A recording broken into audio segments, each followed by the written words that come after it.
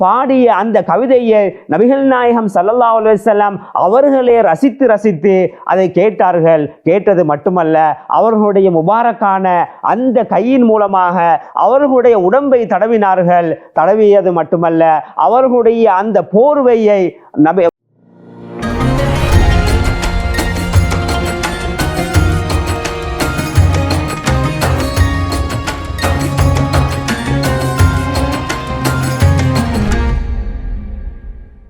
அல்ஹம்துலில்லாஹி ரப்பில் ஆலமீன் வஸ்ஸலாத்து வஸ்ஸலாமு அலா சய்யிதினா முஹம்மதின் வ அலா ஆலிஹி வ ஸஹ்பிஹி அஜ்மஈன் அம்மா பாத்.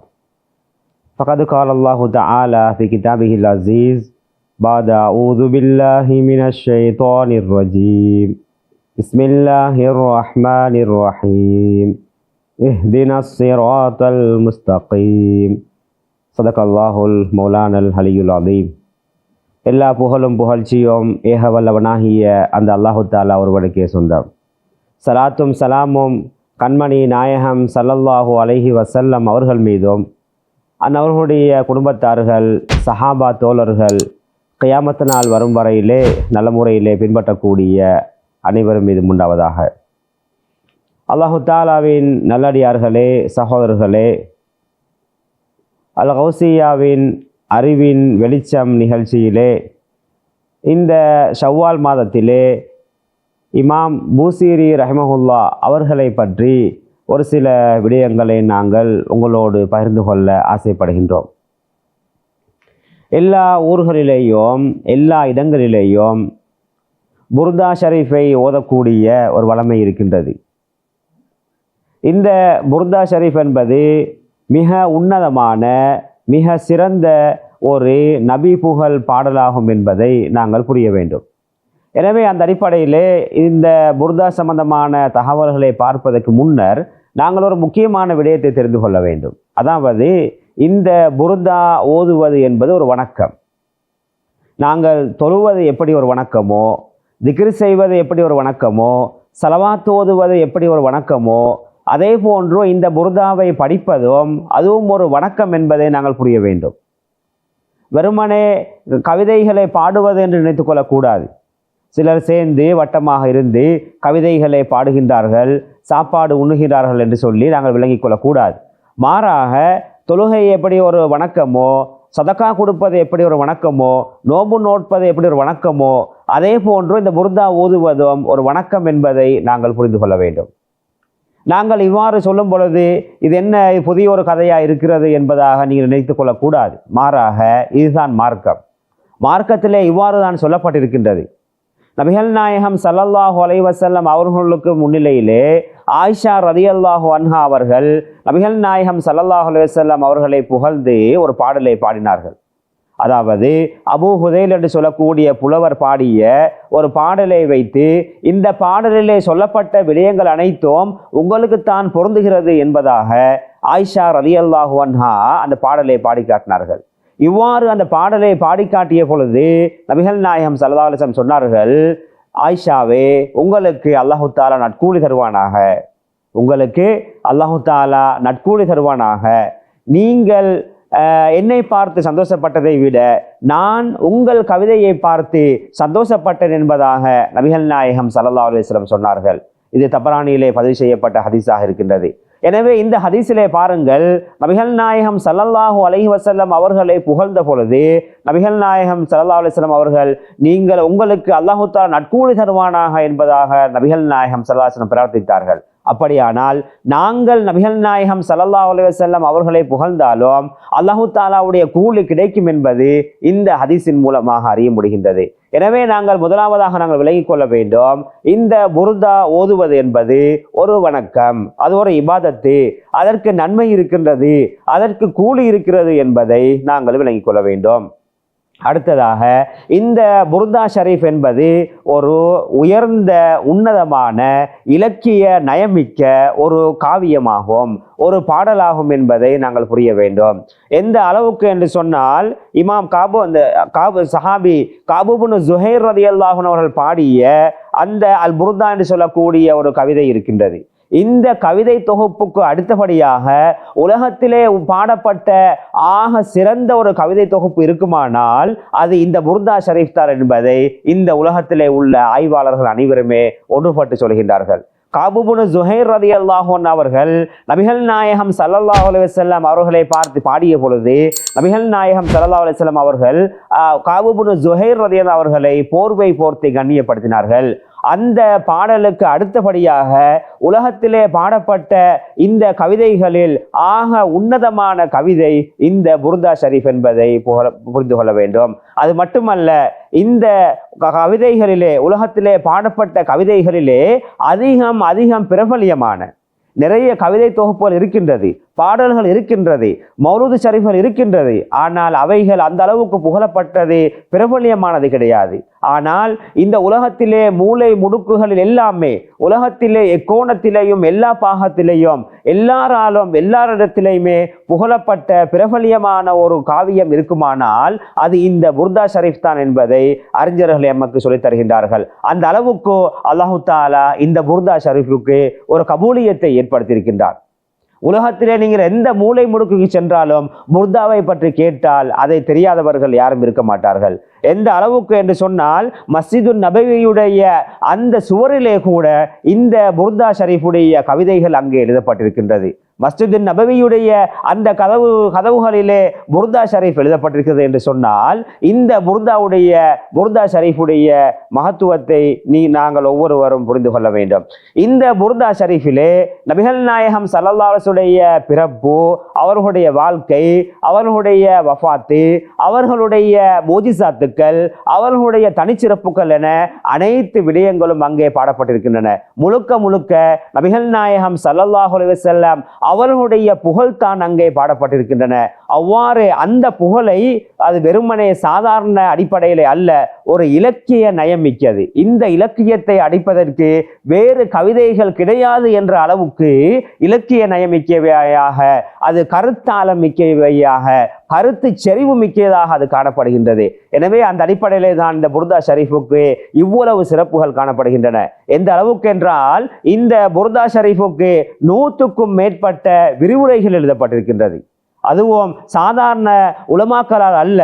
எப்பொழுது இந்த புர்தா ஷரீஃபை இமாம் புசீரி ரஹ்மஹுல்லாஹ் அவர்கள் பாடினார்களோ அவர்கள் பாடிய அந்த நாளிலிருந்து அதற்காக விரிவுரைகளை பல உலமாக்கள் எழுதியிருக்கின்றார்கள். அதுவும் இந்த உலகத்திலே இஸ்லாமிய உலகம் ஏற்றுக்கொண்ட அறிஞர்கள், இஸ்லாமிய உம்மத்து இவர்கள் அறிஞர்கள் தான் என்று ஏற்றுக்கொண்ட அந்த அறிஞர்கள் எல்லாம் இதற்கு ஷரஹ் இருக்கின்றார்கள்.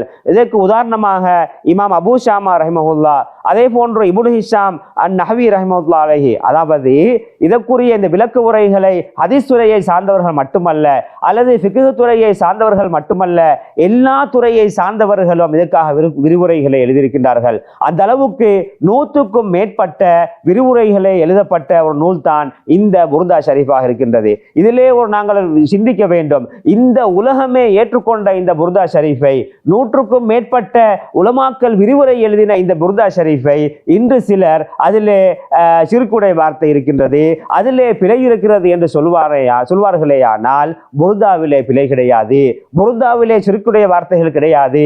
மாறாக யாரு அதிலே சிறுக்குடைய வார்த்தை இருக்கிறது என்று சொல்கின்றார்களோ அவர்கள் தான் இந்த புர்தாவை புரிந்து கொள்ள முடியாமல், அதனுடைய இலக்கிய நயத்தை புரிந்து கொள்ள முடியாமல் அந்த அவ்வாறான ஒரு குற்றச்சாட்டை முன்வைக்கின்றார்கள்.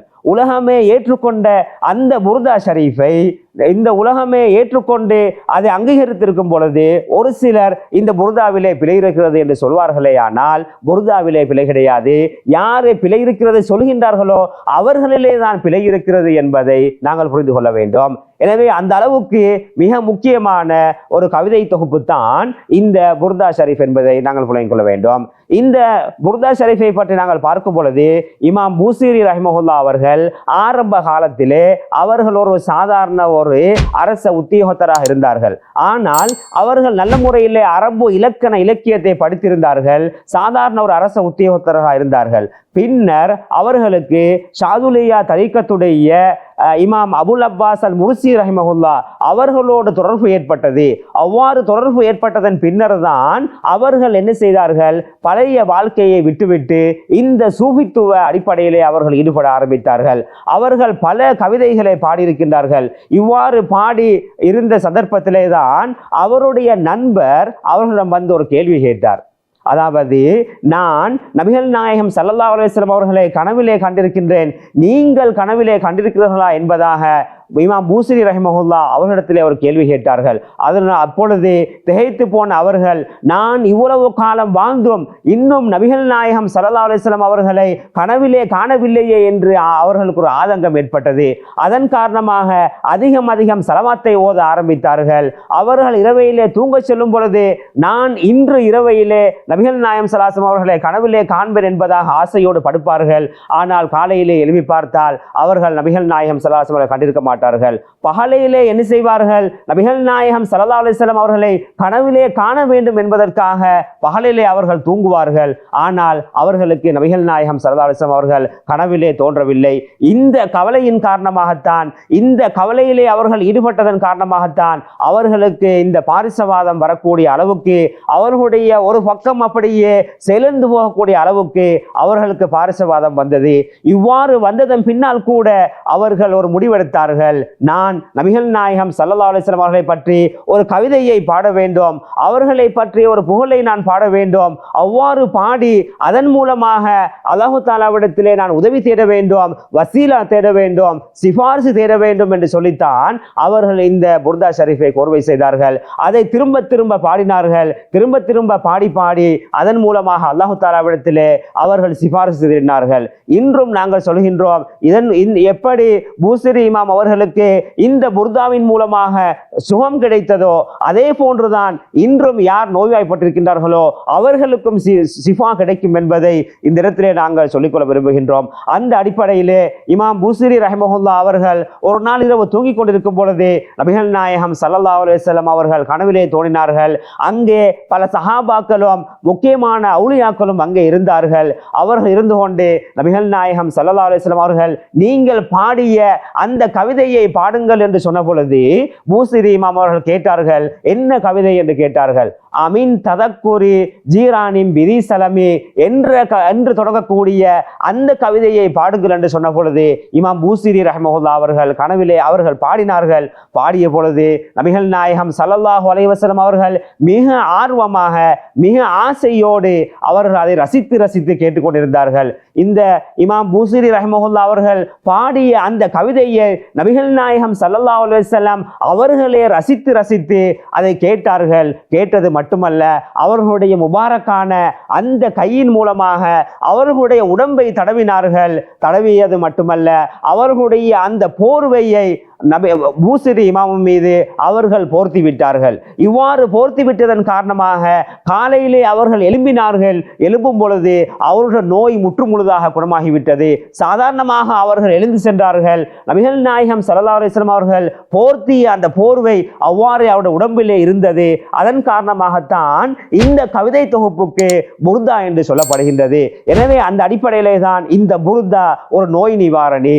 யார் நல்ல நோக்கத்தோடு, நல்ல எண்ணத்தோடு எந்த விதமான நோய்கள் வந்தாலும், இன்றைய இந்த உலகத்திலே பல நோய்களுக்கு மக்கள் உட்பட்டிருக்கின்றார்கள். வைத்தியர்களால் கைவிடப்படக்கூடிய பல நோய்களுக்கு உட்பட்டு இருக்கின்றார்கள். அவர்கள் எவ்வளவுதான் சிகிச்சைகள் செய்தாலும் முழுமையான குணத்தை அவர்கள் அடைய முடியாமல் இருக்கின்றது.